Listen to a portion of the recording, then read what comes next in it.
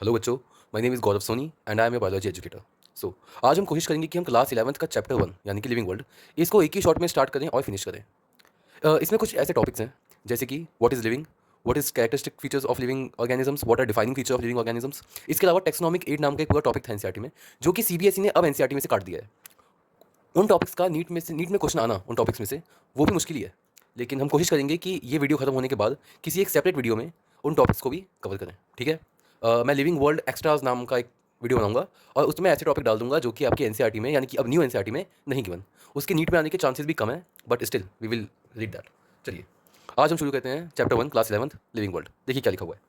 सबसे पहली जो एनसीईआरटी में लाइन लिखी हुई है जो कि इंपॉर्टेंट है वो ये लिखा हुआ है कि as you increase the area of search variety of organism observed increase. मतलब क्या है कि जैसे जैसे आप जैसे कि अगर मान लीजिए आप किसी एक छोटे से एरिया के अंदर सर्च कर रहे हैं कि कितने टाइप ऑफ एनिमल रहते हैं, तो ऑब्वियस सी बात है जैसे जैसे आप अपना एरिया ऑफ सर्च बढ़ाएंगे वैसे वैसे नए नए टाइप के ऑर्गेनिज्म आपको दिखना चालू हो जाएंगे। एग्जांपल, अगर हम खाली दिल्ली में सर्च करेंगे कि कितने टाइप के एनिमल्स हैं, तो आपको काऊ, है ना, डॉग, कैट, मैमल्स में कुछ ऐसी स्पीशीज दिखेंगी जैसे हम हो गए, है ना, बंदर दिख सकते हैं आपको।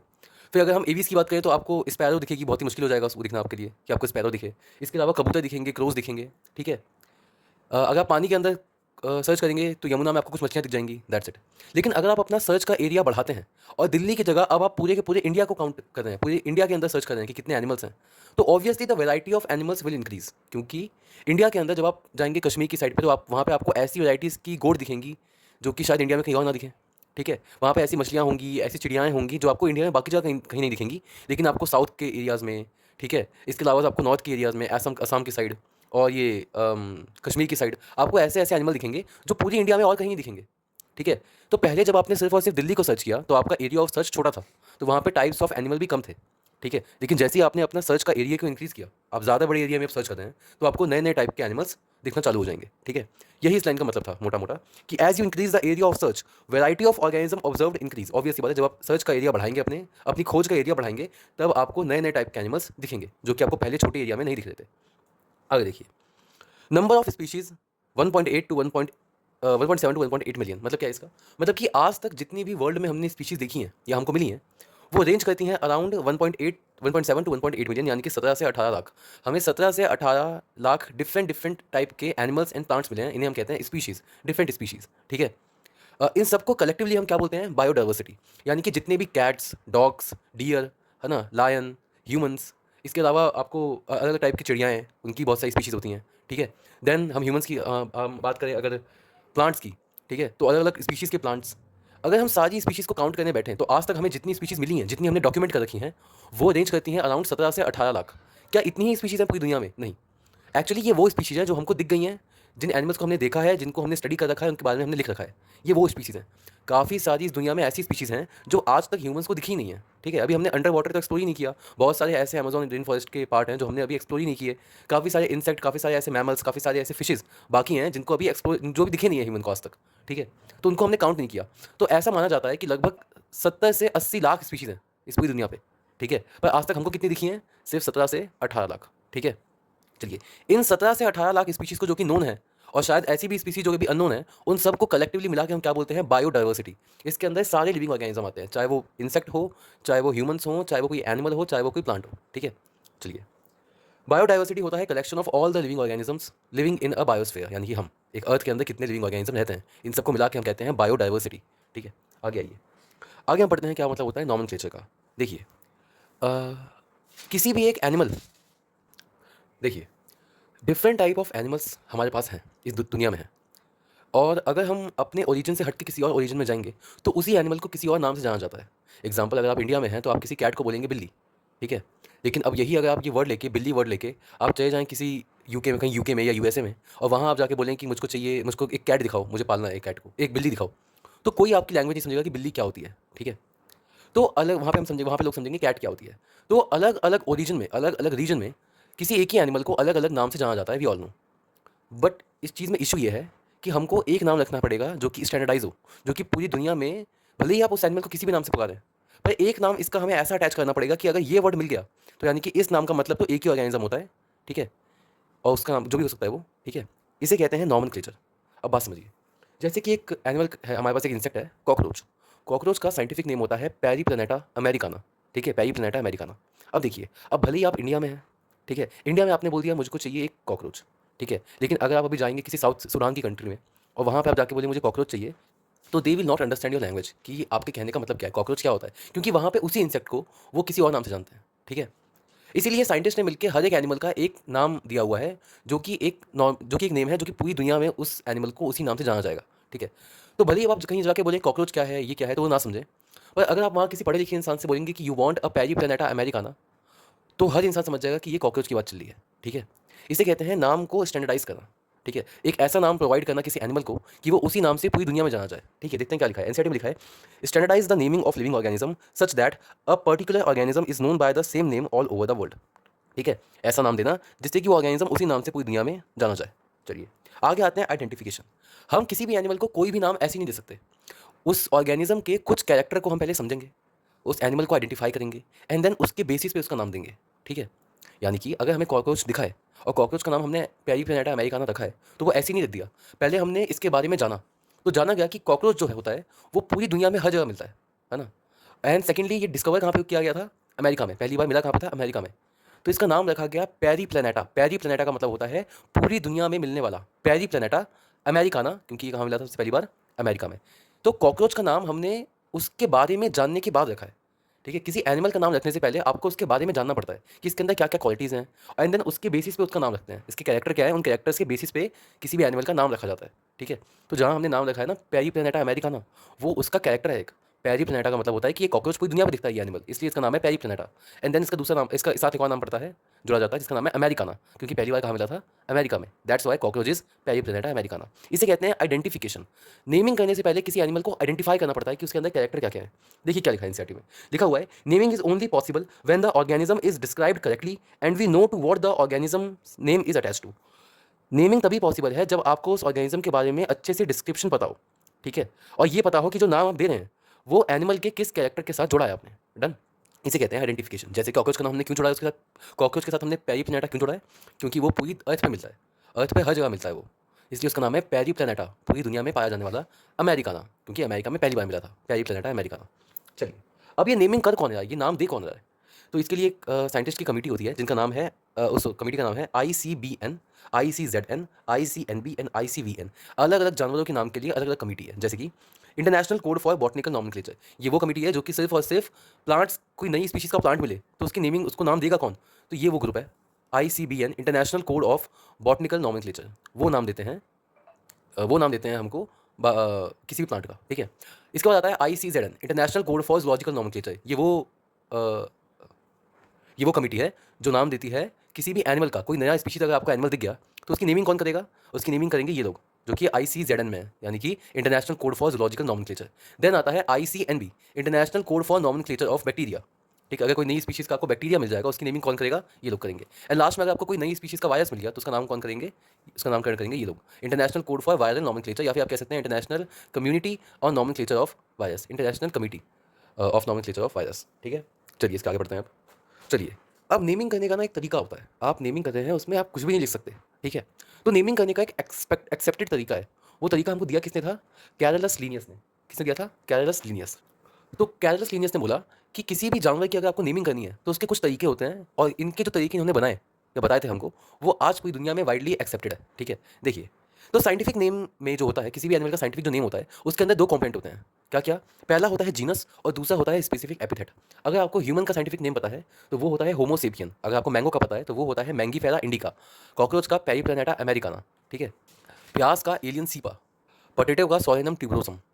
तो आपने नोटिस किया कैसे हर एक नाम के बीच में एक दो, हर एक ऑर्गेनिज्म का जो नाम है वो 2 नाम से मिलकर बना हुआ है। ह्यूमन का होमो सेपियन, कॉकरोच का पेरीप्लैनेटा अमेरिकाना, पोटैटो का सोलेनम ट्यूबरोसम। तो ये चीज़ बताई किसने थी हमको? ये चीज़ दी थी कैरलस लीनियस ने। इन्होंने कहा था कभी भी किसी भी चीज़ का अगर साइंटिफिक, किसी भी ऑर्गेनिज्म का अगर साइंटिफिक नेमिंग करना है, तो उसके अंदर 2 चीज़ें होनी चाहिए। पहला होना चाहिए उसके जीनस का नाम, और दूसरा होना चाहिए उसकी स्पीशीज़ का नाम। और इसे हम लोग कहते हैं बायनोमियल नॉमेनक्लेचर, जहाँ पे एक नाम के 2 कंपोनेंट है, यानी कि 2 नाम है उसके, तो कायदे से बायनोमियल नॉमेनक्लेचर। किसने दिया था? बायनोमियल नॉमेनक्लेचर हमको दिया था कैरलस लीनियस ने। और उन्होंने क्या बोला कि किसी भी साइंटिफिक नेम के अंदर 2 कंपोनेंट होंगे। पहला कंपोनेंट होगा जो कि उस एनिमल का जीनस दिखाएगा, और दूसरा कंपोनेंट होगा जो उस एनिमल का स्पीशीज़ दिखाएगा या फिर स्पेसिफिक एपिथेट दिखाएगा। वो एक ही बात है। स्पीशीज़ के नाम को हम कहते हैं specific epithet. Example, Mangifera indica. अच्छा, ये लिंक कहाँ से आ गया? ये हम बाद में पढ़ेंगे, ठीक है? अभी देखिए, पहले हम पढ़ते हैं रूल्स क्या होता है। तो rules of writing scientific name, आइए वो देखते हैं। चलिए अब देखते हैं naming rules of writing scientific name. क्या क्या नेम रूल्स हैं।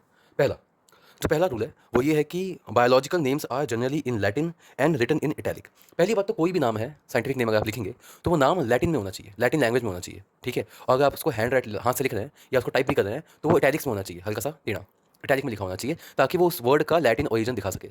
अच्छा, लैटिन लैंग्वेज क्यों चुनी हमने? देखिए, लैटिन लैंग्वेज एक डेड लैंग्वेज है, मतलब कि ऐसा कोई भी इंसान अभी या फिर ऐसी ऐसी कोई भी कंट्री नहीं है जहाँ पे लैटिन लैंग्वेज का यूज़ किया जाता हो। तो लैटिन लैंग्वेज में कभी आगे जाके कोई चेंज हो जाएगा, ऐसी कोई पॉसिबिलिटी नहीं है। अगर हम लोग सारे के सारे नेमिंग इंग्लिश में करेंगे तो हमें पता नहीं है कि आगे क्या चेंज हो सकता है। जैसे कि अभी अभी इंग्लिश में एक नया वर्ड आया था, गैस लाइटिंग, ठीक है।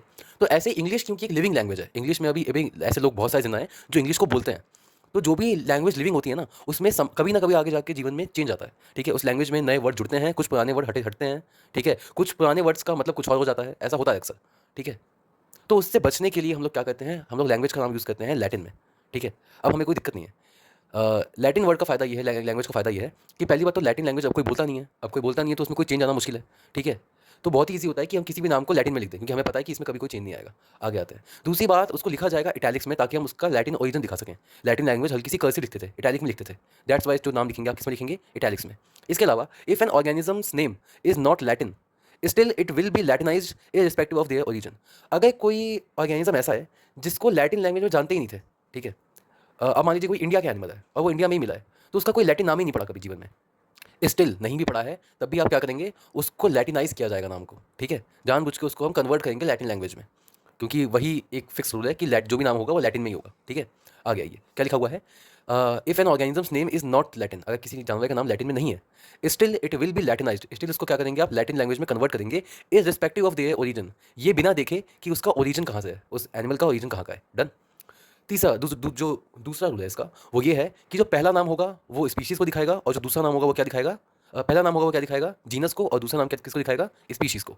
जो इसका तीसरा रूल है वो ये है कि when name is hand written it must be underlined, if printed then it will be in italics. ध्यान से बात को सुनिए, अगर तो आप किसी नाम को लिख रहे हैं हाथ से, ठीक है, तो वो सेपरेटली अंडरलाइन होना चाहिए, ठीक है। इसका मतलब क्या है, इसमें सेपरेटली नहीं लिखा, यहाँ लिख लेते हैं हम, it must B separately underlined. मतलब क्या है इसका, देखिए, मान लीजिए हमने एक नाम लिखा, किसी जानवर का नाम लिखा हमने, मान लीजिए जैसे मैंगो है, तो हमने लिख दिया मैंगीफेरा इंडिका, ठीक है।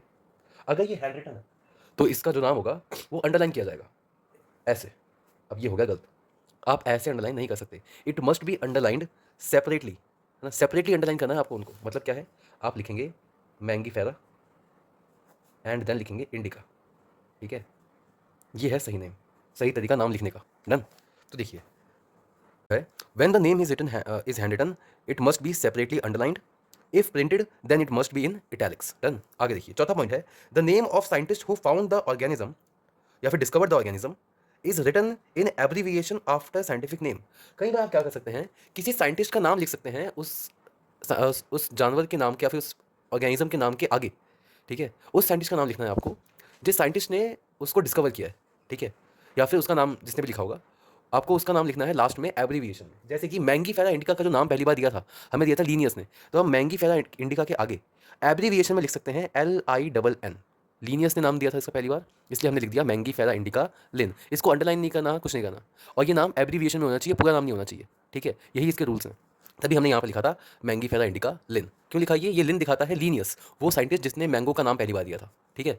तो the name of scientist who found the organism या फिर discovered the organism is written in abbreviation, abbreviation होना चाहिए आफ्टर स्पेसिफिक एपिथेट। ऑब्वियसली अगर मैंगीफेरा इंडिका नाम है तो पहला नाम क्या हो गया, जीनस, दूसरा नाम क्या हो गया, स्पीशीज़ का नाम, उस एनिमल की जीनस का नाम ये रहा, उस एनिमल की स्पीशीज़ का नाम, एनिमल नहीं प्लांट, यानी कि मैंगो की स्पीशीज़ का नाम, जीनस का नाम ये रहा मैंगीफेरा, मैंगो की स्पीशीज़ का नाम ये रहा इंडिका, एंड मैंगो को किस साइंटिस्ट ने पहली बार नाम दिया था, तो लिन, लीनियस। डन। ये होता है साइंटिफिक नेम का रूल। पहला कि लैटिन में होना चाहिए, तो ये लैटिन में है ना। दूसरा कि सेपरेटली अंडरलाइन होना चाहिए, अगर हाथ से लिखा है तो सेपरेटली अंडरलाइन है। तीसरा इटैलिक में होना चाहिए, ठीक है, वो हमने अंडरलाइन कर दिया है तो इटैलिक का कोई मतलब नहीं बनता। या अगर प्रिंट कर रहे हैं तो इटैलिक में होना चाहिए, अगर आप हाथ से लिख रहे हैं तो आपको सिर्फ उसको अंडरलाइन करना है सेपरेटली, ठीक है। एंड लास्टली, नाम के आगे जो पहला नाम होना चाहिए जीनस का लिख दिया, दूसरा नाम होना चाहिए स्पीशीज़ का लिख दिया, और लास्ट में क्या आना चाहिए, उसके साइंटिस्ट का नाम, तो आ गया लिन। अभी आपको दिक्कत हुई होगी समझने में कि जीनस क्या होते हैं, स्पीशीज़ क्या होते हैं, तो डोंट वरी, हम अभी आगे पढ़ेंगे इसको, ये टॉपिक आगे दिया है एनसीईआरटी में। अब हम आते हैं रूल नंबर 5 पे। वो ये कहता है कि the first letter of the genus is capital. Genus का जो पहला नाम है वो कैपिटल होना चाहिए, और जो स्पेसिफिक एपिथेट का पहला जीनस का जो पहला वर्ड है वो कैपिटल होना चाहिए, और जो पहला लेटर होता है यानी पहला वर्ड जो पहला लेटर होता है स्पेसिफिक एपिथेट का वो स्मॉल होना चाहिए। क्या मतलब है इसका? ये देखिए, जैसे हमने यहाँ पे लिखा मैंगीफेरा इंडिका, तो ये हो गया मैंगो का जीनस, ये हो गया मैंगो की स्पीशीज़, और ये हो गया उसके साइंटिस्ट का नाम। तो जीनस का जो पहला लेटर है वो क्या होना चाहिए? कैपिटल में, और स्पेसिफिक एपिथेट का जो पहला लेटर है वो किसमें होना चाहिए? स्मॉल में। ठीक है, बस यही था। चलिए अब हम बात करेंगे टेक्सा की, कि टेक्सा क्या होता है। देखिए, taxa can indicate categories at different levels, यानी कि साइंटिफिक टर्म होता है वो किसका? साइंटिफिक टर्म फॉर कैटेगरीज को हम कहते हैं टेक्सा। बात समझिए, किसी भी कैटेगरी को हम कहते हैं टेक्सा, किसी को भी। ठीक है, ये टेक्सा का एक्चुअल मतलब ना आपको भी आगे समझ में आएगा जब मैं पढ़ाऊंगा, पर अभी समझिए साइंटिफिकली अगर हमें बोलना होता है ना कि ये किस कैटेगरी में है, तो हम बोलते हैं कि ये किस टेक्सा में है। ठीक है, कैटेगरी को हम कहते हैं टेक्सा। अब मैं आपको आगे समझाऊंगा कि टेक्सा का एक्चुअल मतलब क्या है। इसके आगे और सुनिए, modern taxonomy require. Modern taxonomy के लिए हमें क्या चाहिए? अब मेरी इस टॉपिक को ध्यान से समझिएगा। देखिए, टैक्सोनॉमी का मतलब होता है चीज़ों को डिवाइड करना अलग अलग लेवल पे। ठीक है, इसे कहते हैं टैक्सोनॉमी। ठीक है, तो किसी भी एनिमल को डिफाइन करना कि एनिमल किस में आता है, ये एनिमल, ये जो ऑर्गेनिज्म है, किसी भी ऑर्गेनिज्म को डिफाइन करना कि ये एनिमल के अंदर आएगा या प्लांट के अंदर आएगा। और एनिमल के अंदर आएगा तो किस कौन से टाइप के एनिमल में आएगा? एनिमल बहुत टाइप के होते हैं ना। हमारे पास पॉलीफेरा है, सिलेंट्रेट्स होते हैं, नाइडेरिया होते हैं, प्लेटीहेल्मिन्थस होते हैं, हेलमिन्थ होते हैं, एस्क्लेमिन्थस होते हैं, इसका कॉर्डेट्स होते हैं जिसमें हम आते हैं। तो ऐसे बहुत टाइप के एनिमल्स भी तो हैं। तो अगर ये एनिमल है तो ये कौन से टाइप का एनिमल है? अगर ये प्लांट है तो ये कौन से टाइप का प्लांट है? ये एल्गा है कि ब्रायोफाइटा है कि टेरिडोफाइटा है कि जिम्नोस्पर्म है कि एंजियोस्पर्म है? ये सब चेक करना पड़ता है हमको। ठीक है, इसे कहते हैं टैक्सोनॉमी। किसी भी ऑर्गेनिज्म को देख के उसको उसके सही ग्रुप में डालना, इसे कहते हैं टैक्सोनॉमी। तो टैक्सोनॉमी करने के लिए आप एनिमल के अंदर क्या क्या देखेंगे? इमेजिन करिए, बात मानिए, सोचिए कि मैंने क्या किया, मुझे क्लास में डिवीजन चाहिए, और मैंने बोला कि सारे लड़के अलग हो जाएं और सारी लड़कियां अलग हो जाएं। ठीक है, बात को समझने की कोशिश करते हैं एक बार। मान लीजिए क्लास में कुछ बच्चे हैं और मैंने बोला कि सारे के सारे लड़के यहाँ पे आ जाएं मेल, और सारे के सारे फीमेल यहाँ पे आ जाएं, सारी फीमेल यहाँ पे आ जाएं। तो अब बात समझिए, अगर मैंने मेल और फीमेल में डिवाइड करने के लिए क्राइटेरिया ये रखा कि मान लीजिए कोई इंसान आया और वो कहता है कि मुझे नहीं पता कि कौन मेल है और कौन फीमेल है, तो मैं क्लास को डिवाइड कैसे करूँ? तो आपने उसको एक डिस्क्रिप्शन दे दिया कि जिस जिसके लंबे बाल हैं उसको डाल दो फीमेल में, जिस जिसके छोटे बाल हैं उसको डाल दो मेल में। ठीक है, अब इमेजिन करिए क्या गलती होने वाली है। ये लड़का गया, ये आदमी गया, इसने क्लास में बच्चों को देखा, और इसने सारे के सारे लंबे बाल बाल वाले बच्चों को डाल दिया फीमेल के ग्रुप में, और सारे के सारे छोटे बाल वाले बच्चों को कहाँ डाल दिया? मेल के ग्रुप में। ठीक है, आपने जो इन्फॉर्मेशन दी है वो इन्फॉर्मेशन गलत थी, या फिर वो हम कह सकते हैं वो इन्फॉर्मेशन आधी थी। आपने क्या बोला? जिन जिन भी बच्चों के बाल लंबे हैं उनको डाल दो फीमेल में, जिनके बाल छोटे हैं उनको डाल दो मेल में।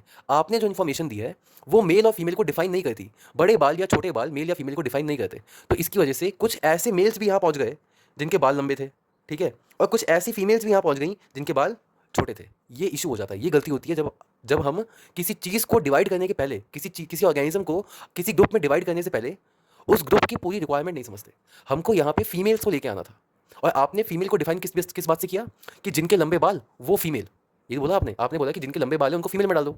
तो आपने फीमेल में डालने के लिए जो क्राइटेरिया चुना है, फीमेल में शॉर्ट, किसी भी ऑर्गेनिज्म को मेल या फीमेल में शॉर्ट आउट करने के लिए जो आपने तरीका चुना है लंबे बाल बोलना, आपने एक्चुअली समझा नहीं। लंबे बाल होना ना होना ये मेल या फीमेल को डिफाइन नहीं करता है। तो कभी भी अगर आप ऐसी टैक्सोनॉमी करते हैं, यानी कि चीज़ों को डिवाइड करें अलग ग्रुप में, तो कौन से ग्रुप की क्या रिक्वायरमेंट है वो जानना बड़ा इंपॉर्टेंट है। ठीक है, तो आजकल हम जो एनिमल को डिवाइड करते हैं, अगर आप मान लीजिए कि मुझे डिवाइड करना है प्लांट को, ठीक, हम मानते हैं कि हमें डिवाइड करना है मैमल्स को, ठीक है, और हमें डिवाइड करना है रेप्टाइल्स को। ठीक है, मैमल्स को और रेप्टाइल को। अगर आपको पता होगा तो क्रोकोडाइल एक रेप्टाइल है और ह्यूमन एक मैमल है। ठीक है, ये चीज़ हमें पता होनी चाहिए। तो क्रोकोडाइल एक रेप्टाइल होता है। ठीक है, वो रेप्टाइल क्यों होता है? क्योंकि उसके ऊपर बहुत सारे हमने रेप्टाइल के अंदर देखिए, रेप्टाइल में किसी भी एनिमल को डालने के लिए कुछ क्राइटेरिया हैं। पहले उसकी बॉडी पे स्केल्स होने चाहिए। ठीक है, उसके बाद वो क्रॉल करके चलना चाहिए। ऐसे 50 तरीके के क्राइटेरिया होते हैं जिनको पूरा करने के बाद कोई एनिमल कहाँ पर डिसाइड होता है कि वो क्या है? रेप्टाइल है। ठीक है, अब मेरी बात सुनिए, मान लीजिए मैंने आपको बोल दिया कि क्रोकोडाइल है। ठीक है, आपको क्रोकोडाइल को डिवाइड करना है मैमल में या फिर रेप्टाइल में। तो आप क्या करेंगे? आप मुझसे पूछेंगे कि क्या क्राइटेरिया है रेप्टाइल में डालने का, क्या क्राइटेरिया है मैमल में डालने का। अब अगर कोई इंसान को अच्छे से डिफरेंस नहीं पता मैमल का और रेप्टाइल का, तो वो क्या बोलेगा कि भाई देखो, मैमल में इंसान आता है और इंसान का जो हर्ट होता है वो 4 चेम्बर होता है, 2 ऑरिकल और 2 वेंट्रिकल। ठीक है, उसने ये बोल दिया कि जिसका 4 चेम्बर्ड हर्ट है, जिसका भी 4 चेम्बर्ड हर्ट है, उसको आप डाल दो मैमल्स में। अब आपने डिवाइड करना चालू किया सारे एनिमल्स को। आपके पास एक ह्यूमन भी है, आपके पास एक क्रोकोडाइल भी है, आपके पास एक टॉर्टोइस भी है। ठीक है, उसके बाद आपके पास एक डियर भी है। आपने इन सबको डिवाइड करना चालू किया। आपने डियर को चेक किया इसका कितना चेम्बर्ड हर्ट है, तो डियर का 4 चेम्बर्ड हर्ट होता है। आपने उठाया कहाँ डाल दिया उसको? मैमल में।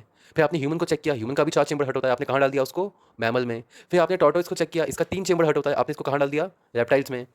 आपने क्रोकोडाइल को देखा, क्रोकोडाइल का 4 चेम्बर्ड हर्ट होता है, आपने इसको कहाँ डाल दिया? मैमल्स में। ये आपने कर दिया गलत। क्यों? क्योंकि आपकी गलती नहीं है। आपको जो इन्फॉर्मेशन दी गई थी, आपको मैंने क्या इन्फॉर्मेशन दी? मैंने कहा जिनका 4 चेम्बर्ड हर्ट है, उसको आप डाल दो मैमल्स में। तो आपने क्रोकोडाइल को देखा, क्रोकोडाइल का 4 चेम्बर्ड हर्ट था, आपने कहाँ डाल दिया उसको? मैमल्स में डाल दिया। समझे? यहाँ पे गलती है इन्फॉर्मेशन प्रोवाइड करने वाले की। मैंने आपको सही से मैमल में डालने के लिए जो क्राइटेरिया होता है, वो बताया नहीं था। अब एक्चुअली क्रोकोडाइल की सारी प्रॉपर्टी मैच करती हैं रेप्टाइल से, सिवाय एक एक्सेप्शन है कि क्रोकोडाइल सिर्फ एकमात्र ऐसा रेप्टाइल है जिसकी बॉडी के अंदर 4 चेम्बर्ड हर्ट होता है। ठीक है? अब आपने ना आओ देखा ना ताओ, सिर्फ और सिर्फ मेरी कही हुई बात पे कि 4 चेम्बर्ड हर्ट है तो कहाँ डाल दो उसको? मैमल्स में। आपने क्रोकोडाइल को लिया और कहाँ सॉर्ट कर दिया? मैमल्स में। इमेजिन करिए, मैमल्स में सारे ऐसे एनिमल हैं जिनकी बॉडी पे स्किन है, सॉफ्ट स्किन है, बॉडी पे बाल हैं। ह्यूमंस हो गया, डियर हो गया, इनकी बॉडी पे बाल होते हैं। ठीक है? स्किन सॉफ्ट होती है। इन सभी ग्रुप के बीच में एक क्रोकोडाइल है जिसकी बॉडी पे स्केल्स हैं, बॉडी बड़ी रफ है उसकी, वो क्रॉल करके चलता है। तो उसके अंदर कोई कैरेक्टर मैच नहीं हो रहा है मैमल का, सिवाय एक कैरेक्टर की, उसके 4 चेम्बर्ड हर्ट है, सिर्फ यही मैच हो रहा है। तो यहाँ गलती क्या हुई? यहाँ गलती ये हुई कि आपको टेक्सोनॉमी करते वक्त, डिवीजन करते वक्त मैंने सही से इन्फॉर्मेशन प्रोवाइड नहीं किया। समझे? इतना ही समझाना था मुझे आपको। अब बात समझिए, ऐसी गलती ना हो इसीलिए हम सिर्फ और सिर्फ ऊपर की चीज़ें ही देखते, या सिर्फ और सिर्फ एक कैरेक्टर ही देखते। ऐसा नहीं है कि सिर्फ इसके 4 चेम्बर्ड हर्ट हैं तो इसको आपने कहाँ डाल दिया? मैमल में डाल दिया। ऐसा आप नहीं कर सकते। आपको बहुत सारे कैरेक्टर जज करने पड़ेंगे, एंड देन सारे कैरेक्टर देखने के बाद आप चेक करेंगे कि ये ज़्यादातर किससे मैच कर रहा है, ज़्यादातर रेप्टाइल से मैच कर रहा है, ज़्यादातर मैमल से मैच कर रहा है, एंड देन आपको उसके अकॉर्डिंग शॉट करना है। अगर आपने क्रोकोडाइल के सारे कैरेक्टर देखे होते तो आप समझ जाते कि एक्चुअली ये रेप्टाइल का है। ठीक है? एक्चुअली में ये रेप्टाइल के अंदर आता है ना? बस इसका एक कैरेक्टर है जो मैमल से मैच कर रहा है। ये आप समझ जाते अगर आपको उसके सारे कैरेक्टर पता होते और आपको ये पता होता है कि रेप्टाइल के अंदर क्या क्या कैरेक्टर होते हैं। तो बात समझिए, मॉडर्न टेक्सोनॉमी करते वक्त आपको यही सब देखना पड़ता है। क्या क्या देखना पड़ता है? पहले आपको देखना है एक्सटर्नल फीचर, कि वो बाहर से कैसा दिखता है एनिमल। पहले आपको देखना है कि एनिमल जो है या जो भी ऑर्गेनिज्म है वो बाहर से कैसा दिखता है। फिर आपको देखना है कि उसका इंटरनल स्ट्रक्चर कैसा है, वो बॉडी के अंदर से कैसा दिखता है। ठीक है? देन आपको देखना है उसके सेल का स्ट्रक्चर कैसा है, उसकी सेल कैसी है ना? अब सेल वॉल कैसी है? अगर सेल वॉल है तो प्लांट है, सेल वॉल नहीं है तो वो एनिमल है। ठीक है? आपको सेल भी देखने हैं। फिर आपको देखना है उसका डेवलपमेंटल प्रोसेस, कि ये बड़ा कैसे होता है अपने जीवन में। एंड देन आपको देखना है उसका इकोलॉजिकल इन्फॉर्मेशन, कि इसकी इकोलॉजी क्या है इसकी, ये अपने आसपास क्या रहता है, क्या खाता है, और इस एनिमल को कौन खाता है। ये सारी चीज़ जब आप पता करेंगे ना, तब आपको उस एनिमल के बारे में बहुत सारी जानकारी होगी। अब इतनी जानकारियों के हिसाब से आप किसी एनिमल को सही जगह पे टेक्सोनॉमिकली डिवाइड कर सकते हैं। समझे? चलिए, तो याद रखिएगा इसको कि मॉडर्न टेक्सोनॉमी के लिए हमें क्या-क्या चाहिए? हमें चाहिए एक्सटर्नल फीचर, इंटरनल फीचर उसके देखने पड़ते हैं, हमें सेल का स्ट्रक्चर भी देखना पड़ता है, हमें डेवलपमेंटल प्रोसेस भी देखना पड़ता है, हमको इकोलॉजिकल इन्फॉर्मेशन भी देखना पड़ता है। हम सिर्फ और सिर्फ किसी एक कैरेक्टर के बेसिस पे किसी एनिमल को डिवाइड नहीं कर सकते, क्योंकि कभी-कभी एक्सेप्शंस भी होते हैं, एक्सेप्शन भी आता है। चलिए, आगे पढ़ते हैं बेसिस ऑफ टेक्सोनॉमी। आखिर बेसिस क्या होता है टेक्सोनॉमी का? सबसे पहला होता है कैरेक्टराइजेशन। आप टेक्सोनॉमी करेंगे कैसे? तो किसी एनिमल के मिलने के बाद अगर मुझे उसको डिवाइड करना है, मान लीजिए मेरे को कोई एनिमल, कोई जानवर मिल गया ये, अब मुझे अगर इसको डिवाइड करना है तो मैं क्या पहले इसके बारे में पढ़ना चालू करूँगा, मैं इसके बारे में देखना चालू करूँगा। सबसे पहले हम करेंगे इसका कैरेक्टराइजेशन। ठीक है? चलिए मान लीजिए आपको मिल गया एक हिरन। अब आपको उस डियर को, हिरन को डिवाइड करना है कि ये कौन से, ये प्लांट में आता है कि एनिमल में आता है। अगर एनिमल में आता है तो किस वाले एनिमल में आता है, ये सब डिसाइड करना है आपको। तो आप कैसे करोगे? सबसे पहले तो आप इसको सारे स्ट्रक्चर देखोगे। आप उसका एक्सटर्नल स्ट्रक्चर देखोगे, उसका इंटरनल स्ट्रक्चर देखोगे, उसके सेल टाइप को देखोगे, उसका डेवलपमेंटल प्रोसेस देखोगे, और वो क्या खाता है, क्या नहीं खाता, ये सब देखोगे। डन? इसके बाद देखिए, इसके बाद आता है बेसिस ऑफ टेक्सोनॉमी। इसके बाद आप क्या करोगे? सबसे पहले करेंगे उसका कैरेक्टराइजेशन। क्या करेंगे? कैरेक्टराइजेशन। कैरेक्टराइजेशन क्या होता है? कैरेक्टराइजेशन होता है ये जो हम कर रहे हैं ना अभी, ये सारी डिटेल्स, इसे ही कहते हैं कैरेक्टराइजेशन। आपने अभी क्या किया? आपने अभी पहले सर्च किया, इसको, इसके अंदर के सारे कैरेक्टर लिखे इस एनिमल के, कि इस एनिमल की बाहर से बॉडी कैसी है। डी, अगर आपके पास एक हिरन है तो हिरन की, तो ये जो सारी चीज़ें आपने सर्च की है ना, इसे ही हम कहते हैं कैरेक्टराइजेशन। कैरेक्टराइजेशन का मतलब होता है आपने उसकी बॉडी को बाहर से देखा, अंदर से देखा, उसके सेल टाइप को देखा, आपने सारी इन्फॉर्मेशन कलेक्ट की, इसे कहते हैं कैरेक्टर्स को नोट करना। तो आपको एक डियर दिखा, आपको एक हिरन दिखा, आपने हिरन के सारे कैरेक्टर लिख लिए कि ये दिखने में कैसा है, ये क्या खाता है, ये अंदर से कैसा है, इसका इंटरनल स्ट्रक्चर कैसा है, इसका सेल का टाइप कैसा है, ये डेवलपमेंटल प्रोसेस कैसा है। आपने ये सारे कैरेक्टर उसके लिख लिए, इसे कहते हैं कैरेक्टराइजेशन। देन आप करेंगे इसका आइडेंटिफिकेशन, कि सारे कैरेक्टर मैंने मैच कर लिए। अब ये किस किस चीज़ से मैच कर रहा है, ये प्लांट से मैच कर रहा है कि एनिमल से मैच कर रहा है। अगर ये एनिमल से मैच कर रहा है तो ये कौन से टाइप के एनिमल से मैच कर रहा है, इसे कहते हैं आइडेंटिफाई करना।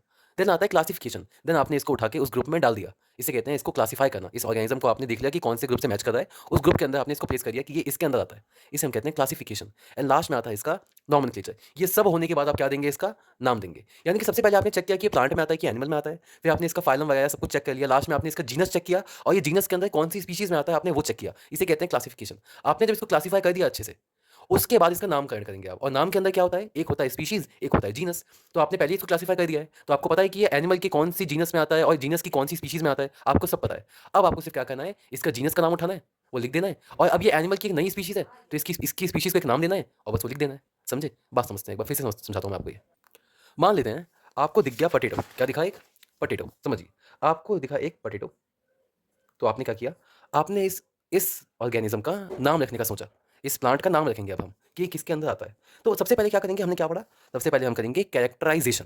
सबसे पहले आपने इसके सारे कैरेक्टर नोट किए कि इसके अंदर सेल वॉल होती है, ठीक है, इसके अंदर सेल वॉल होती है। उसके बाद आपने चेक किया कि सेल वॉल के साथ साथ क्या होता है, इसके पास लीव्स होती हैं, ठीक है, ब्रांचेस होती हैं इसके पास, ठीक है, ये ग्रीन होता है, इसके पत्ते कैसे होते हैं, ग्रीन कलर के होते हैं, ठीक है। आपने इसके कैरेक्टर्स लिख लिए यहाँ पे। इसके अलावा इसको कोई सा भी हर्बीवोरस एनिमल जो होता है ना, वो इसको खा लेता है, पोटैटो को, ठीक है। आपने ये सारे कैरेक्टर लिख लिए। ये आपने क्या किया, आपने एक ऑर्गेनिज्म, एक नया ऑर्गेनिज्म मिलते ही आपने किया उसका कैरेक्टराइजेशन। देन आप करेंगे इसका आइडेंटिफिकेशन। क्या करेंगे, आइडेंटिफिकेशन। अब आपने इसको आइडेंटिफाई किया कि ये किसके अंदर आता है, ये प्लांट में आता है कि एनिमल में आता है। ऊपर से ये चलते नहीं हैं, है ना, ये होते हैं, ये स्टैग्नेंट होते हैं, यानी कि एक जगह बैठे रहते हैं, ठीक है, ये चल फिर नहीं सकते, ये कुछ खा नहीं सकते, ये फोटोसिंथेसिस करते हैं, ठीक है। आपने ये सारे कैरेक्टर इसके लिख लिए। ये आपने किया कैरेक्टराइजेशन।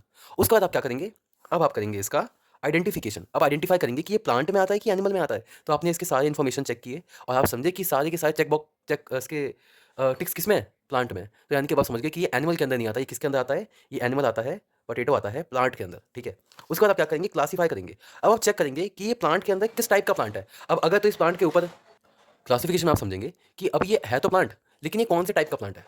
अब अगर इसके पास फ्लावर है तो ये हो गया एंजियोस्पर्म, अगर फ्लावर नहीं है तो ये हो गया जिम्नोस्पर्म। आपको ये सब चेक करना पड़ेगा। अब आपने क्या किया, आपने आइडेंटिफाई तो कर लिया कि ये प्लांट है। अब आप करेंगे इसका क्लासिफिकेशन कि प्लांट के अंदर कौन सी कैटेगरी में आता है ये। फिर प्लांट के अंदर आपने बहुत सर्च करके इसको कहाँ डाल दिया, आपने एंजियोस्पर्म में डाला। आपने पोटैटो का वो देखा, आपने पोटैटो को देखा, पोटैटो के ऊपर आपने देखा कि पोटैटो के प्लांट में फ्लावर भी होते हैं। अगर फ्लावर होते हैं तो ये एंजियोस्पर्म में आता है, समझे। आपने ये सब चेक करने के बाद इसको कहाँ डाल दिया, एंजियोस्पर्म में।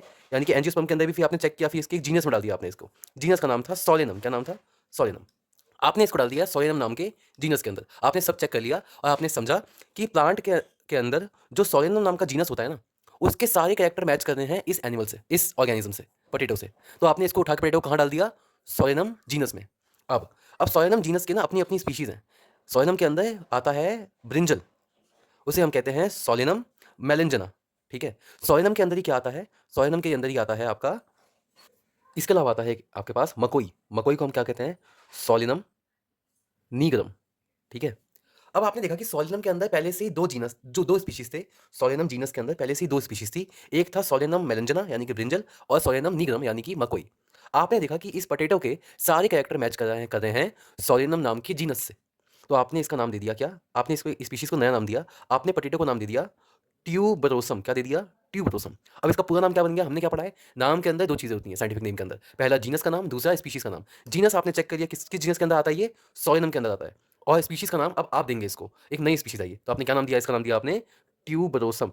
तो पोटैटो का पूरा नाम क्या बन गया, सोलिनम ट्यूबरोसम। और मैंने यहाँ पे कर दिया गलती, मैंने यहाँ पे टी कैपिटल ले लिया जो कि गलत है, एन कैपिटल ले लिया जो कि गलत है, एम कैपिटल ले लिया जो कि गलत है। हमने अभी पढ़ा है कि साइंटिफिक नेम लिखेंगे तो पहला जो जीनस का नाम है वो होगा बड़ा, सोलिनम, और जो बाद का नाम है वो होगा छोटा, यानी कि मैलेंजिना, समझे। वैसे यहाँ पे भी सोलिनम में एस बड़ा होगा, सोलिनम, और सेपरेटली अंडरलाइन सोलिनम एंड नीग्रम, ठीक है।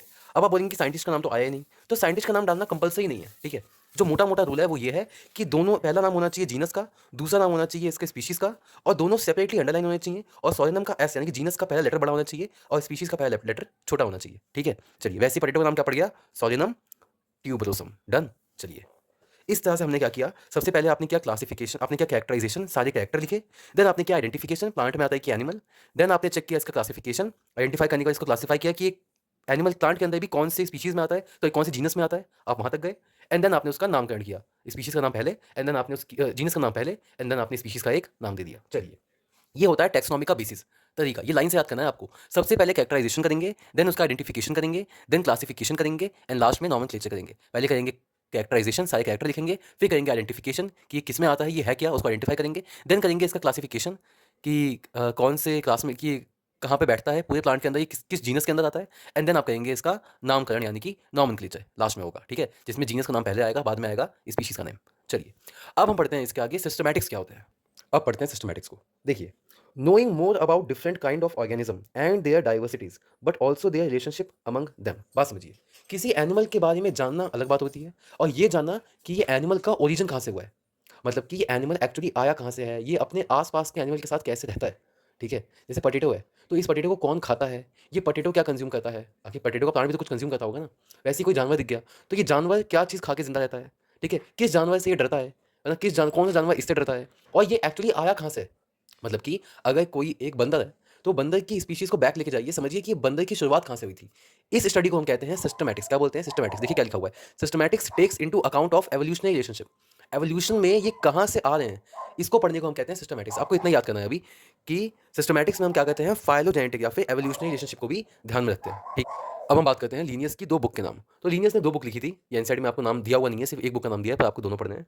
एक है स्पीशीज प्लानेटेरियम और दूसरी बुक का नाम है सिस्टम नेचुरा। ठीक है, ये 2 बुक लिखी थी लीनियस ने। चलिए अब हम पढ़ते हैं इसके आगे। अब हम पढ़ेंगे टेक्सोनॉमिक कैटेगरीज।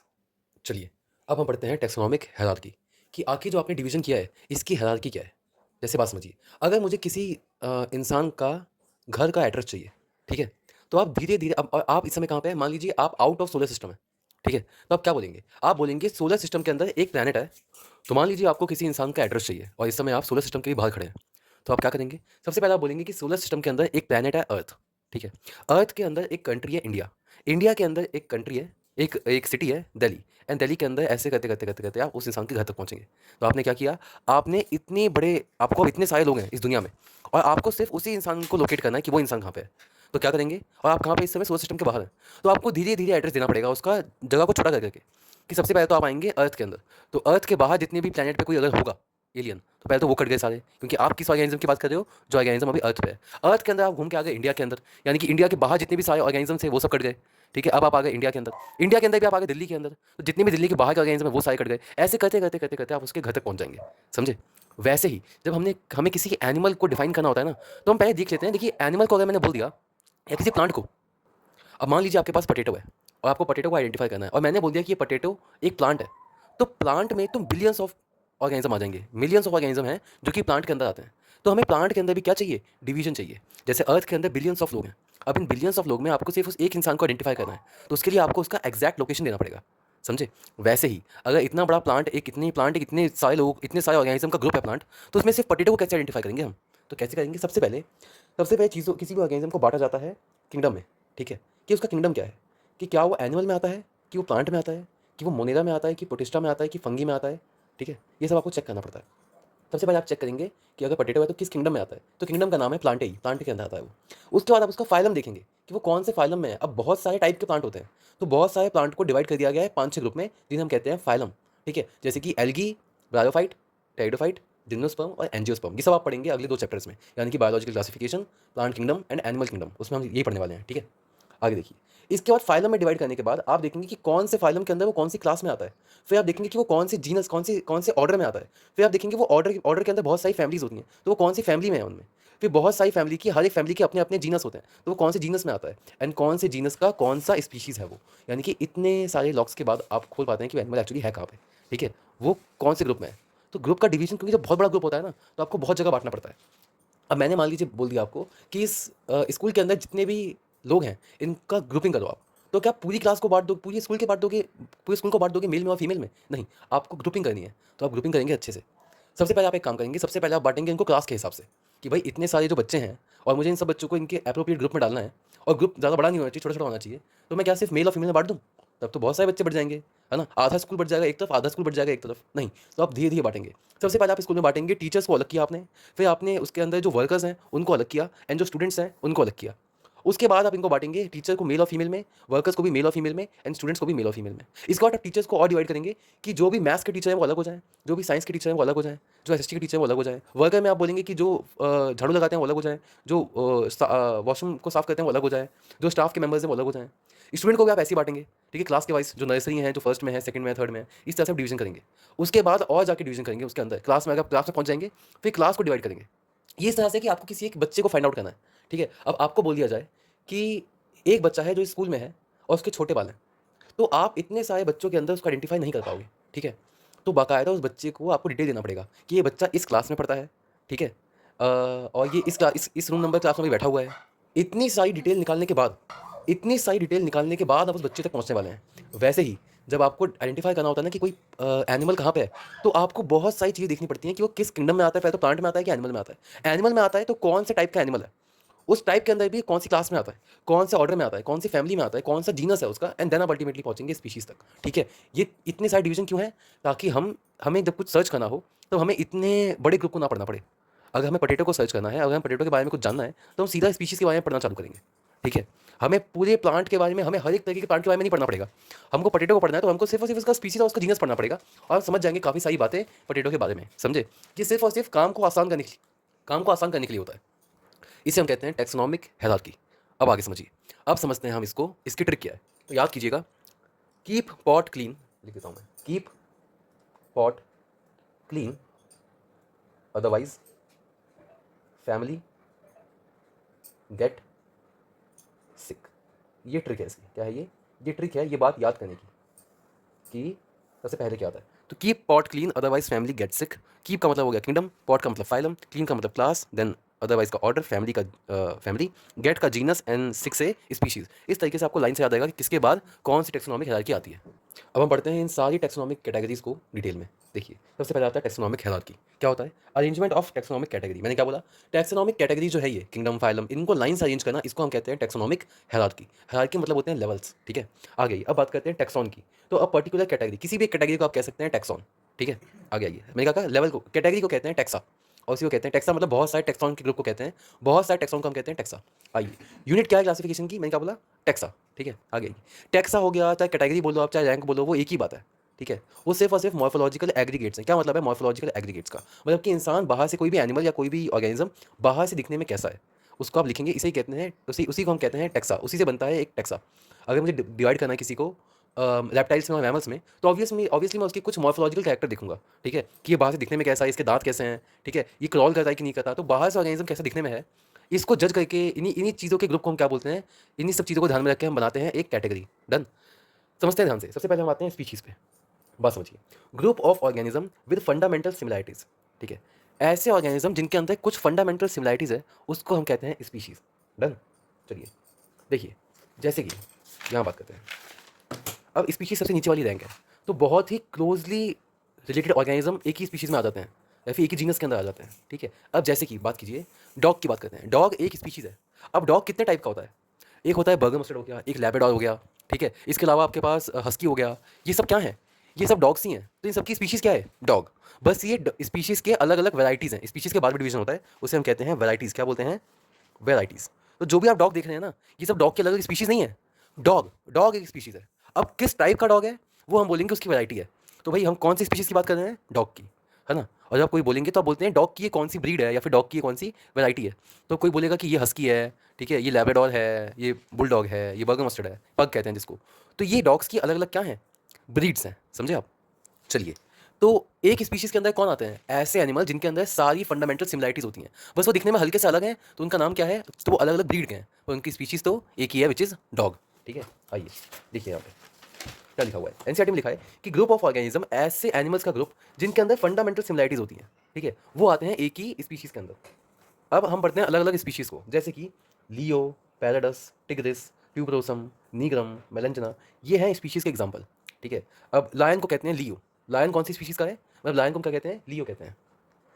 तो देखिए, लियो, पैराडस, लायन को कहते हैं हम लियो, ठीक है? पैंथर को हम कहते हैं पैराडस, टाइगर को कहते हैं टिग्रिस, पोटैटो को हम कहते हैं ट्यूबरोसम, मकोई जो होता है वो आता है नीग्रम के अंदर, ब्रिंजल आता है आपका मेलेंजना के अंदर, ठीक है? तो ये सब क्या है? ये सब अलग अलग स्पीशीज़ हैं, ठीक है? अब देखना पड़ेगा कि ये स्पीशीज़ कौन सी स्पीशीज़ किसके अंदर आती है, ठीक है? वो देखना इंपॉर्टेंट है। तो देखते हैं, अब आते हैं जीनस पे, ठीक है? अब देखिए, मैंने क्या बोला, जितना नीचे है ना आप ग्रुप में, अब जैसे कि अगर हम बात करते हैं, जैसे कि अगर हम बात करें स्पीशीज़ की, तो ये जीनस क्या है? ये जीनस एक्चुअली बहुत सारी स्पीशीज़ का ग्रुप है। बहुत सारी जीनस के ग्रुप को हम क्या बोलते हैं? फैमिली। बहुत सारी फैमिली के ग्रुप को हम क्या बोलते हैं? ऑर्डर। बहुत सारे ऑर्डर्स के ग्रुप को हम क्या बोलते हैं? क्लास। बहुत सारी क्लास के ग्रुप को हम बोलते हैं फाइलम, एंड बहुत सारे फाइलम के ग्रुप को हम क्या बोलते हैं? किंगडम। एक और बात समझिए मेरी, आप अभी एनिमल किंगडम में पढ़ने वाले हैं। तो एनिमल किंगडम के अंदर ना, पहले एनिमल किंगडम को बांटा गया है 10 फाइलम में। Porifera, Coelenterata, Cnidaria, Platyhelminthes, Aschelminthes, Annelida, Arthropoda, Mollusca, and then Echinodermata, Hemichordata and Chordata. ये सब आपको पढ़ना पड़ेगा अभी चैप्टर 4 में, ठीक है? मैं ही पढ़ाऊंगा आपको।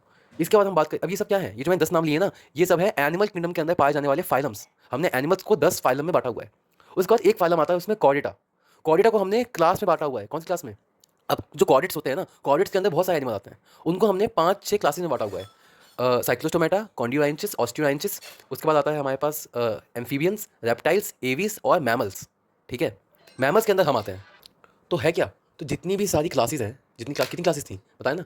Cyclostomata, Chondrichthyes, Osteichthyes, reptiles, Aves, amphibians, mammals, ये सारी क्लासेस का ग्रुप क्या है? ये सारी क्लासेस ने मिलकर क्या बनाया है? एक फाइलम जिसका नाम है कॉर्डेट्स।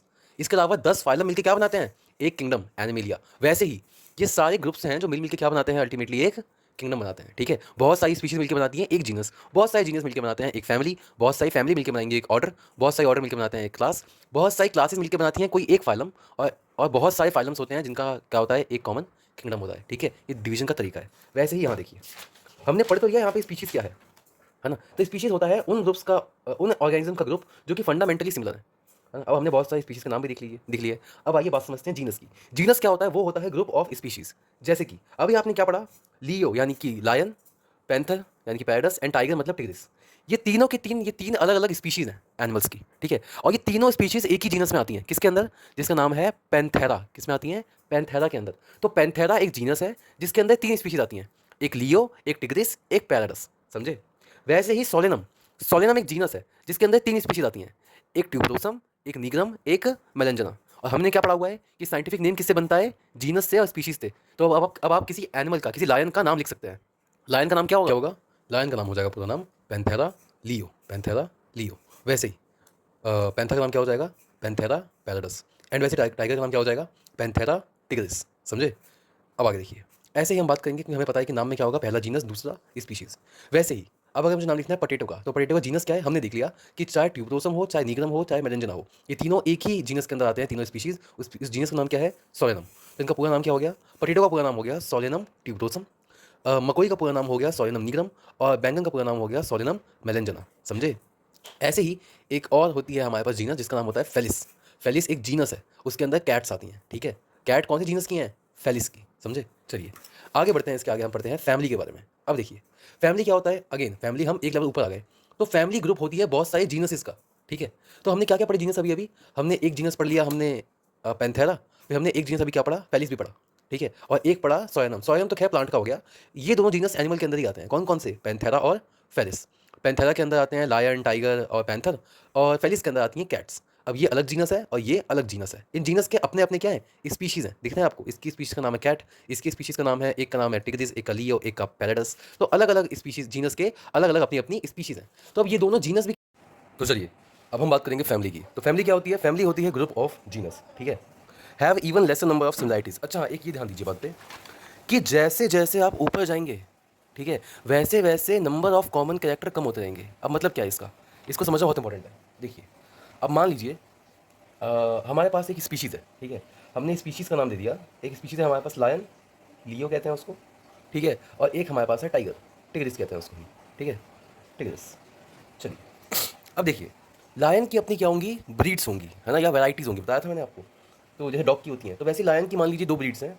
एक है साइबेरियन लायन, साइबेरियन लायन, और एक है अफ्रीकन लायन। ठीक है, हम मान लेते हैं लायन, टाइगर की दो स्पीशीज़ हैं। एक है आपके पास बाली और एक है रत्ना। ठीक है, दो होती हैं इंडिया के अंदर। चलिए अब मेरी बात समझिए क्या हो रहा है यहाँ पे। टाइगर की दो अलग अलग ब्रीड्स हैं, वैसे ही लायन की दो अलग अलग ब्रीड्स हैं। अब हम ये दोनों के दोनों, लायन और टाइगर दोनों किस में आते हैं? ये दोनों एक ही जीनस में आते हैं। जीनस का नाम क्या है? पैंथेरा। क्या नाम है? पैंथेरा, ये जीनस है। ठीक है, अब इसके अलावा एक और जीनस होता है जिसका नाम क्या है? फेलिस। हमने पढ़ा जिसके अंदर कैट्स आती हैं। ठीक है, अब मेरी बात को समझिए। देखिए क्या होता है यहाँ पे, आपको ये समझना पड़ेगा कि जो यहाँ बोला गया है कि families have even lesser number of similar characters than genus, यहाँ लिख लीजिए देन जीनस, यानी कि दो जीनस में आपस में जितनी सिमिलैरिटीज़ हैं उससे कम सिमिलैरिटी होती है किसमें? दो फैमिलीज़ के बीच में। क्या मतलब है इसका? ये देखो, यहाँ देखो आप। अब ये दोनों क्या है? ब्रीड्स। जैसे जैसे आप ऊपर बढ़ेंगे ना, ब्रीड्स, ब्रीड्स का ग्रुप क्या होता है? स्पीशीज़, स्पीशीज़ का ग्रुप क्या होता है? जीनस, जीनस का ग्रुप क्या होता है? फैमिली होती है। ठीक है, जैसे जैसे आप ऊपर बढ़ेंगे वैसे वैसे नंबर ऑफ सिमिलर कैरेक्टर क्या हो जाएगा? कम हो जाएगा। ठीक है, अब बात समझिए कि ये हो कैसे रहा है, वो बहुत इंपॉर्टेंट है समझना। देखो मेरी बात समझो, ज़्यादा सिमिलर कैरेक्टर किस में होंगे? एक साइबेरियन लायन में और एक अफ्रीकन लायन में आपस में ज़्यादा सिमिलर कैरेक्टर होंगे, है ना? या फिर एक लायन में और एक टाइगर में। यानी कि हम मान लेते हैं एक साइबेरियन लायन में और एक ये बाली नाम के, बाली वाले टाइगर में। बाली एक टाइगर की ब्रीड है। ठीक है, बाली कहते हैं उनको। बाली, रत्ना, इन जगह भी होता है, एक नाम भूल गया मैं। तो देखिए, साइबेरियन लायन और एक ये बाली टाइगर, या फिर हम कह सकते हैं यहाँ पे एक बंगाल टाइगर, है ना, और एक साइबेरियन टाइगर, कुछ भी, कोई सी भी ब्रीड ले लो टाइगर की।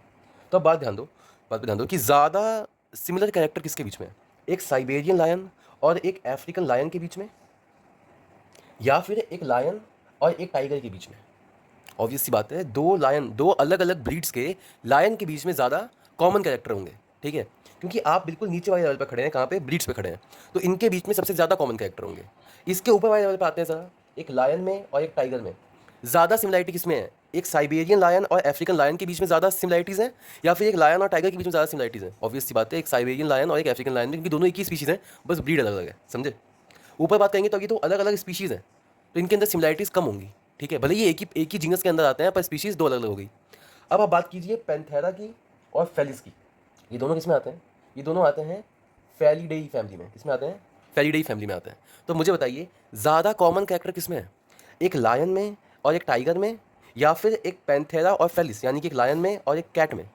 ज़्यादा सिमिलर कैरेक्टर किस में है? एक लायन और टाइगर के बीच में, या एक लायन और कैट के बीच में? ऑब्वियस सी बात है, एक लायन और टाइगर के बीच में। क्यों? क्योंकि ये दोनों एक ही जीनस के हैं, ठीक है, इनकी फैमिली भी सेम है, और सॉरी इनकी फैमिली सेम है, और ये दोनों स्पीशीज़ एक ही फैमिली के हैं। अब यहाँ पे आपने जब जब लायन और कैट को डिस्कस किया, सिमिलैरिटी चेक की, तो आपने दो अलग अलग फैमिलीज़ के बीच में डिस्कस कर रहे हो, तो ऑब्वियसली दो फैमिलीज़ में आपस में कम सिमिलैरिटी होंगी, पर दो जीनस में ज़्यादा होंगी, और उनसे भी ज़्यादा होगी दो सेम ब्रीड में, दो ब्रीड में ज़्यादा सिमिलैरिटीज़ होगी बजाय दो इस स्पीशीज़ के। समझे बात को? जैसे जैसे आप ऊपर बढ़ते हैं, वैसे वैसे नंबर ऑफ कॉमन कैरेक्टर कम हो जाता है। सबसे ज़्यादा सिमिलैरिटी किसमें होगी? एक साइबेरियन लायन और एक अफ्रीकन लायन में, एक बाली टाइगर में और एक रत्ना टाइगर में। समझे? अगर मैं एक एक लायन को और एक टाइगर को मैच करूंगा, तो उनमें इतनी सिमिलैरिटीज़ ज़्यादा नहीं होंगी, क्योंकि अब आप किसकी बात कर रहे हो? अब आप एक टाइगर और एक लायन की बात कर रहे हो। अभी लायन और टाइगर एक ही, दो अलग अलग स्पीशीज़ हो गई, समझे? तो ज़्यादा सिमिलैरिटी होती है दो ब्रीड्स के बीच में, अलग अलग, इनके बीच में ज़्यादा सिमिलैरिटी है, इनके बीच में ज़्यादा सिमिलैरिटी है। इसके बाद ये दोनों एक ही स्पीशीज़ से हैं, तो इनसे कम सिमिलैरिटी होगी इनमें, ठीक है, एक लायन और टाइगर में। उसके ऊपर लेवल पहुंच जाओगे आप, तो आप एक लायन और टाइगर में ज़्यादा सिमिलैरिटी देखोगे बजाय एक लायन और कैट में, क्योंकि ये दोनों सेम जीनस के हैं, ये दोनों सेम जीनस के हैं, और ये लायन और कैट दो अलग अलग जीनस के हैं, समझे? ऐसे ही चलता जाता है, जैसे आप ऊपर बढ़ेंगे वैसे नंबर ऑफ सिमिलर कैरेक्टर कम होता जाएगा, ठीक है, यही लिखा है यहाँ पे कि family have even lesser number of similar character than genus. आ गया ये कैरेक्टराइज्ड बाय। अब फैमिली जो होती है ना, अगर हम प्लांट की बात करें, तो प्लांट के अंदर हम फैमिली को देखते हैं वेजिटेटिव और रिप्रोडक्टिव फीचर्स से, ठीक है। अगर आपको फैमिली जज करनी है प्लांट के केस में, तो प्लांट के केस में हम प्लांट का वेजिटेटिव और रिप्रोडक्टिव फीचर देख लेते हैं, और उसके हिसाब से हम उनको अलग अलग फैमिली में डिवाइड करते हैं, ठीक है। आगे सुनिए, सेम वही बात है, आपके पास एक फैमिली होती है सोलिनेसियाई। अब उसके अंदर क्या आता है? सोलेनम भी आता है। सोलेनम हमने पहले पढ़ा हुआ है, एक जीनस होता है सोलेनम, ठीक है। उसके अंदर पटेटो, मकोई एंड ब्रिंजल आता है, ठीक है।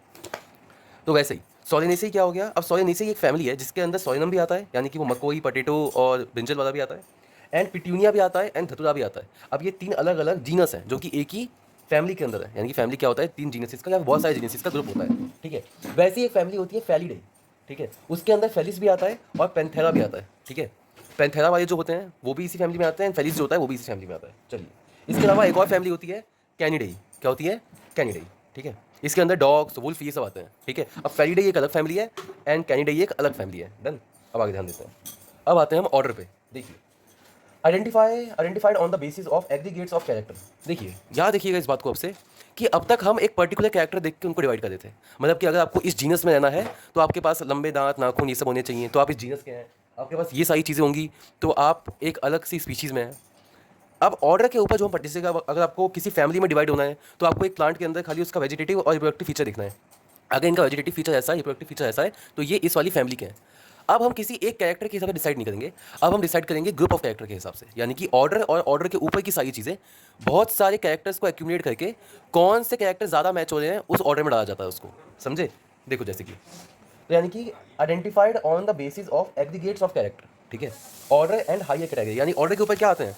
ऑर्डर के ऊपर आते हैं क्लास, फाइलम एंड किंगडम। ये सब क्या होते हैं? ग्रुप ऑफ कैरेक्टर्स होते हैं, ठीक है। तो यहाँ देखिए क्वेश्चन आता है, विच of the following taxonomic category. Taxonomic category क्या होती है? ये सब स्पीशीज, जीनस, फैमिली, ऑर्डर, ये सब टेक्सोनॉमिक कैटेगरीज हैं। Which of the following taxonomic category are based on the aggregates of character. Characters के एग्रीगेट्स के बीच में, एग्रीगेट कैरेक्टर के एग्रीगेट के बेसिस पे कौन से टेक्सोनॉमिक कैटेगरीज जज करते हैं। तो हमने पढ़ लिया कि एक तो ऑर्डर, और ऑर्डर के ऊपर जितने भी हैं वो सब एग्रीगेट ऑफ कैरेक्टर होता है। तो यानी कि एक तो हो गया ऑर्डर, इसके अलावा फैमिली, फैमिली तो ऑर्डर के नीचे आता है नहीं, क्लास, क्लास ऑर्डर के ऊपर आता है। तो ऑर्डर और ऑर्डर के ऊपर के सारे टेक्सोनॉमिक कैटेगरी क्या कहते हैं? एग्रीगेट्स को चेक करते हैं। तो ये भी हो गया, यानी कि आंसर क्या होगा? Both 1 and 3। डन। आगे बढ़ते हैं, देखिए क्या लिखा है। अब ऑर्डर की बात करेंगे, तो ऑर्डर क्या है? ऑर्डर है ग्रुप ऑफ फैमिलीज़ कोई सोचने की बात ही नहीं है। तो ऑर्डर क्या होता है, ग्रुप ऑफ फैमिलीज होता है बेस्ड ऑन फ्लोरल कैरेक्टर। यहाँ पे हम फ्लोरल कैरेक्टर को जज करते हैं किसी प्लांट के, उसका सेपल कैसा है, पेटल कैसा है, एंड्रोशियम कैसा है, गाइनोशियम कैसा है, ये सब कलेक्टिवली चेक करेंगे और तब उसको हम बांटेंगे अलग अलग ऑर्डर में। ठीक है, आगे आइए। एक ऑर्डर का नाम है पॉलीमोनियल्स। अब जो आपने यहाँ पढ़ा था ना सॉइनेसी, तो ये वाली फैमिली और इसके अलावा एक और फैमिली होती है प्लांट के अंदर जिसे हम कहते हैं कॉल्वोनेसी। वो दोनों मिलकर एक ही ऑर्डर में आती है, जिनका नाम क्या है, पॉलीमोनियल्स। ठीक है, इसके अलावा अगर हम बात करें फैलिडे, अभी हमने पढ़ा एक ये कैट, लायन, टाइगर सब फैलिडे के अंदर आता है। ठीक है, कैट हो गया, लायन हो गया, टाइगर हो गया, पैंथर हो गया, वो सब किसके अंदर आते हैं, फैलिडे के अंदर। और फिर हमने पढ़ा कि ये वुल्फ हो गया, डॉग हो गया, ये हाइनास हो गए। ठीक है, और क्या होते हैं, इसके अलावा लकड़बग्गे हो गए, ये सब मिलकर किस में आते हैं, कैनिडाई में आते हैं। ठीक है, अब ये फैलिडे और कैनिडाई दो अलग अलग फैमिली हैं, ये दोनों भी एक ही ऑर्डर के अंदर आती हैं। किसके अंदर आती हैं, कार्निवोरा के अंदर आती हैं। किसके अंदर, कार्निवोरा के अंदर। डन, कार्निवोरा एक ऑर्डर है, उसके अंदर आती है फैलिडे और कैनिडाई। अच्छा, एक और पॉइंट याद रखना, अगर हम फैमिली की बात करें ना, तो किसी भी अगर जानवर की फैमिली है तो उसके लास्ट में ए ही होगा, ए। ठीक है, यानी कि फैलिडेई, कैनिडेई, ठीक है, होमोनिडेई। एंड अगर हम ऑर्डर की बात करेंगे और अगर हम प्लांट की बात करेंगे, प्लांट के अंदर अगर आपको फैमिली चेक करनी है तो लास्ट में ए सी आई होगा, सॉलिन ए सी आई, फैबी ए सी आई, लिली ए सी आई। ये सब क्या है, अगर जिसके नाम के बीच में ए सी आई आ जाए ना तो वो फैमिली है प्लांट में, और अगर ए ही आ जाए, ए, कैनिडेई, फैलिडेई, तो वो फैमिली होती है किसकी, किसी न किसी जानवर की फैमिली होगी एनिमल के अंदर। डन, आगे आइए। अब हम बात करते हैं क्लास की।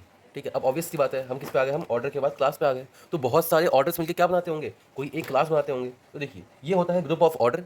हम बात करें तो जो प्राइमेटा हमने पढ़ा है, प्राइमेटा में आते हैं कौन कौन आते हैं, प्राइमेटा में आते हैं ह्यूमंस, गिबन्स, इसके अलावा चिंपैंजी, ये सब आते हैं, गोरिल्ला। ठीक है, ये सब किसके अंदर आते हैं, ये सब आते हैं होमोनिडी के अंदर।